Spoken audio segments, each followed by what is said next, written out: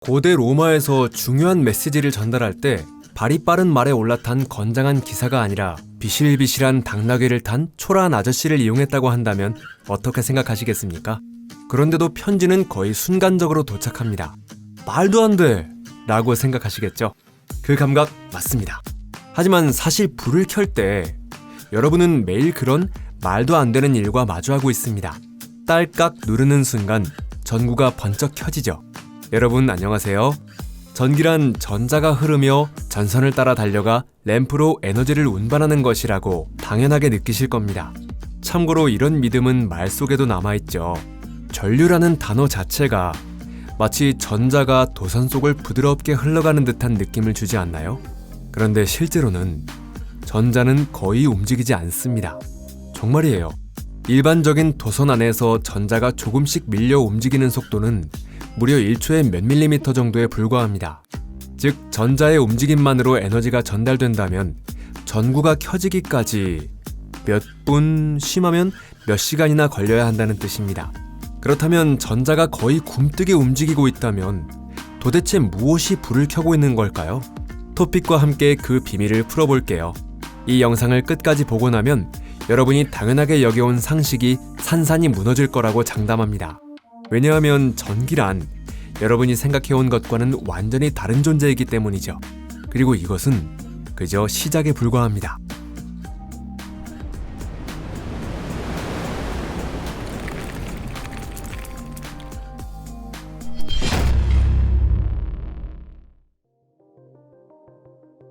느린 전자, 빠른 빛.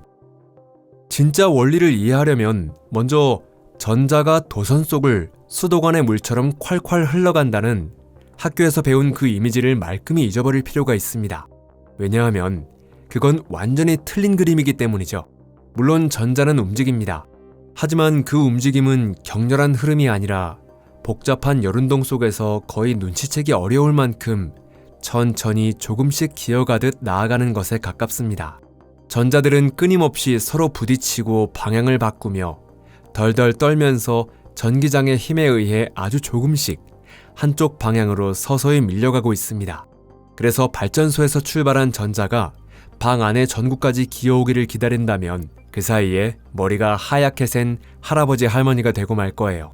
이것이 많은 사람들이 전류를 떠올릴 때 가장 먼저 하게 되는 오해입니다. 원자에 묶여있지 않은 자유전자는 도선 속에 빠짐없이 존재합니다. 도선 내부는 비유하자면 작은 공으로 빽빽하게 채워진 관처럼 자유전자로 가득 차 있죠. 그리고 회로를 연결하는 순간 어떤 새로운 흐름이 시작되는 것이 아니라 시스템 전체의 상태가 순식간에 바뀝니다.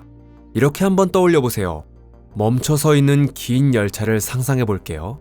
출발 신호가 내려집니다. 기관차가 움직이기 시작하죠. 기관차가 첫 번째 객차를 밀고 그 객차가 다음 객차를 밀어냅니다. 두 번째 객차가 세 번째 객차를 밀고 어느새 움직였다는 신호가 맨 끝 객차까지 전달됩니다. 각각의 객차는 아주 조금씩만 움직였을 뿐인데도 말이죠. 도선 안에서도 똑같은 일이 일어나고 있습니다. 개별 전자는 거의 움직이지 않지만 변화, 즉 전기적인 작용이 엄청난 속도로 회로 전체를 가로질러 퍼져나갑니다. 다시 말해 이것은 개별 입자가 이동한다기보다 임펄스, 말하자면 힘의 바통이 연달아 전달되는 이미지에 가깝습니다. 덧붙이자면 전자가 느릿느릿 움직이는 것은 직류의 이야기입니다. 우리가 사용하는 콘센트의 교류에서는 전자가 어딘가로 흘러가는 것이 아니라 그 자리에서 부르르 떨리듯 진동할 뿐입니다. 아하, 이제 전부 이해했다. 고 생각하셨나요? 전자가 옆에 전자를 밀고 그렇게 해서 전기 에너지가 발전소에서 전구까지 전달된다. 이런 이야기겠죠. 하지만 또다시 거의 맞았지만 아쉽습니다. 왜냐하면 에너지는 애초에 여러분이 생각하는 그 경로를 따라 움직이고 있지 않기 때문이죠. 전자보다 빠른 빛.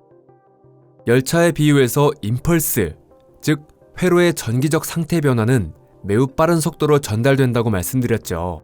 조금 더 정확히 말하면 그것은 빛의 속도로 전달됩니다. 여기서 어라? 하고 생각되지 않으셨나요? 그렇다면 전자가 다른 전자를 미는 속도도 빛의 속도여야 한다는 얘기가 되지 않을까요? 하지만 알베르트 아인슈타인의 상대성 이론에 따르면 정지 질량을 가진 어떤 물체도 빛의 속도로 움직일 수는 없습니다. 그렇게 하려면 무한대의 에너지가 필요해지기 때문이죠. 실제로 입자를 빛에 가까운 속도까지 가속하기 위해 전자장비가 빽빽하게 들어찬 거대한 입자 가속기가 건설되고 있는 것이죠. 그런데도 시골 화장실에 매달린 먼지투성이 전구에 빛의 속도로 에너지가 도달한다고요? 그렇다면 도대체 에너지는 어떻게 그곳까지 도달하는 걸까요? 사실 이 질문의 답은 이미 거의 나와 있습니다. 물질인 전자가 빛의 속도로 에너지를 운반할 수 없다면 그 역할을 할 수 있는 것은 장, 즉 전자기장뿐입니다. 상대성 이론은 이와 모순되지 않습니다. 오히려 그 반대로 그런 작용이 전달되는 속도의 상한을 정해주는 이론이 바로 상대성 이론이기 때문이죠. 전자가 도체 안에서 움직이면 그 주변에 자기장이 형성됩니다. 그리고 전압이 다른 회로의 지점들 사이에는 전기장도 형성됩니다. 이 두 가지가 결합되어 전자기적 구조를 만들어내고 그것이 에너지를 계속 앞으로 전달해 나갑니다. 다시 말해 에너지는 금속 심선의 안쪽을 따라 이동하는 것이 아니라 그 주변의 공간을 따라 이동하고 있다는 뜻이죠. 이때 전선 자체는 에너지를 운반하는 간선도로가 아니라 전하의 움직임을 정리하고 필요한 장의 형태를 만들어내는 말하자면 가이드레일 같은 역할을 합니다. 열차의 비유로 말하면 선로가 바로 그것에 해당합니다. 열차는 선로의 안쪽을 달리는 것이 아닙니다. 하지만 선로가 없다면 어디에도 갈 수 없죠. 그와 마찬가지로 전자는 중요하긴 하지만 에너지를 운반하는 주역은 아닙니다. 에너지를 운반하는 것은 장입니다. 에너지를 운반하는 것은 장입니다. 그래서 전구는 거의 순간적으로 켜지는 것입니다. 앞서 말씀드렸듯이 전자가 전구까지 달려왔기 때문이 아닙니다. 그런 일은 전혀 일어나지 않으니까요. 참고로 벽 속에 숨겨진 배선을 찾아내는 검출기가 작동하는 원리 역시 바로 이 에너지가 전기장에 의해 전달된다는 원리를 이용한 것입니다. 그런데 이제 신기한 이야기는 끝났다고 생각하신다면 전기를 꽤 얕보신 거예요. 패러데이의 역설. 좋아, 이제야 속이 시원해졌다라고 생각하셨죠? 전자기장이 있고 전하의 움직임이 있고 에너지의 전달이 있습니다. 이제야 논리가 제대로 맞아떨어진 걸까요? 아닙니다. 잠깐만요. 전기는 여기서 다음 수를 내놓습니다. 19세기 마이클 패러데이는 자기장에서 전류는 어떻게 생겨나는가를 밝혀내기 위해 다양한 실험을 반복했습니다. 겉보기에는 단순해 보였습니다. 도체를 자기장 속에서 움직이면 전류가 발생합니다. 아무것도 움직이지 않으면 전류는 생기지 않습니다. 그렇군, 움직임이 필요하구나. 그것도 도체와 자기장의 상대적인 움직임이 라고 생각하기 쉽죠. 그렇다면 자석에 밀착된 구리 원판을 떠올려 보세요. 원판을 회전시키면 전류가 발생합니다. 이 정도는 아직 설명이 됩니다. 도체가 자기력선을 가로지르고 있기 때문이라고 말이죠. 자, 이제부터가 핵심인데요. 원판과 자석을 동시에 회전시켜도 놀랍게도 전류는 역시 발생합니다. 두 물체 사이에는 더 이상 상대적인 움직임이 없어야 하는데도 말이죠. 도체는 더 이상 자기력선을 가로지르고 있지 않은데도 말입니다. 그럼에도 전류는 발생해버립니다. 게다가 아직 끝이 아닙니다. 이번에는 자석만 회전시키고 원판은 그대로 정지시켜두면 보통 전류는 발생하지 않습니다. 이 경우에는 분명 상대적인 움직임이 존재해야 하는데도 말이죠. 정리하면 이렇습니다.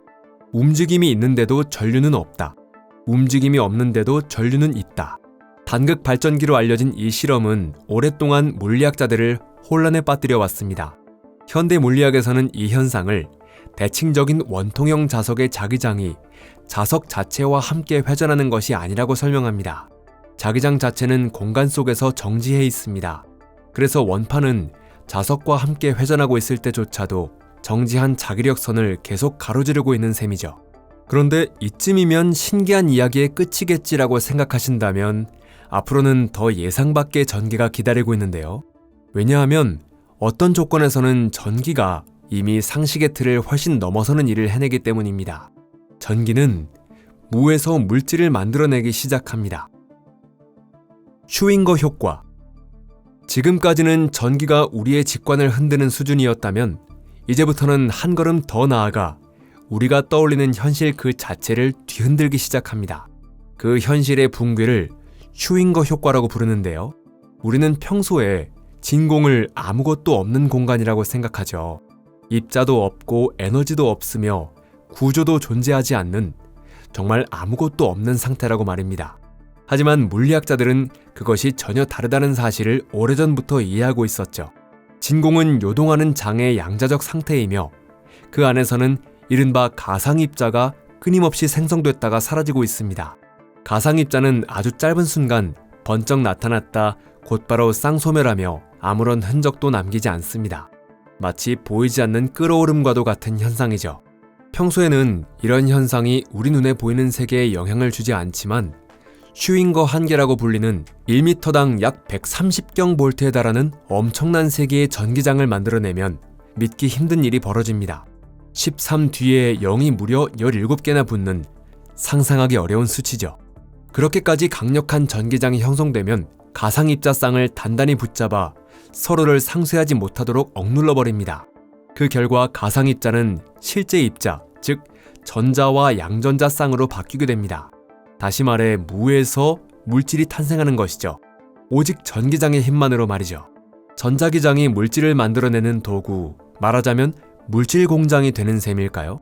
이는 더 이상 이론상의 꿈 같은 이야기가 아닙니다. 과학자들은 초고출력 레이저를 사용하여 본격적으로 그 조건에 접근하려 하고 있습니다. 2022년에는 그래핀 기반 장치에서 이 효과와 유사한 현상이 관측되기도 했고요. 자연계에서도 장의 세기가 극한에 이르는 중성자별이나 블랙홀 주변에서는 비슷한 과정이 일어나고 있을 것으로 여겨집니다. 이렇게 슈윙거 효과는 무라는 개념 자체를 산산이 깨뜨리며 우리가 당연하게 여겼던 텅 빈 공간이 특정 조건에서는 현실의 물질이 솟아나는 숨겨진 저장고임을 보여줍니다.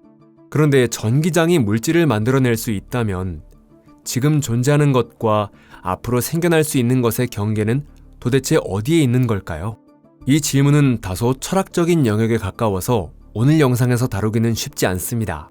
이런 영상의 마지막이라면 보통 세상에는 아직도 많은 미스터리가 남아 있습니다.